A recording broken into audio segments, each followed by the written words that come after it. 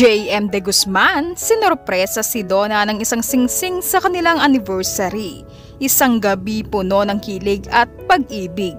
Todo kilig at emosyon ang hatid ng anniversary post ni Donna para sa kanyang boyfriend na si JM De Guzman. Sa Instagram, ibinahagi niya ang mga video kung saan makikitang sweet na sweet silang dalawa, magkayakap nagsasayaw na napaka-romantiko. Sinorpresa ni GM si Donna ng isang magarang singsing na kumakatawan sa matibay at tapat nilang relasyon.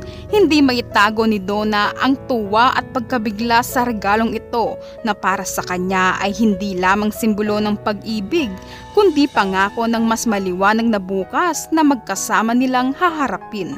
Sa caption, mas lalo pang pinakilig ni Donna ang mga netizens. Ipinaliwanag niya na ang regalong natanggap niya mula kay JM ay kumikinang tulad ng katotohanang hindi nila kailanman sinabi ng malakas. At sinabi din ni Donna na ang kanyang regalo ay maaaring hindi kasing kinang ng halahas, ngunit dala nito ang bigat at kahulugan ng hinaharap na sabay nilang tatahakin. Dagdag pa rito, binigyan diin ni Donna na ang kanilang relasyon ay hindi basta pagbalik sa nakaraan, kundi tuloy-tuloy na paglalakbay tungo sa mas matibay na bukas. Dahil dito mga ka-stars, umani ng papuri at kilig mula sa mga netizens ang dalawa.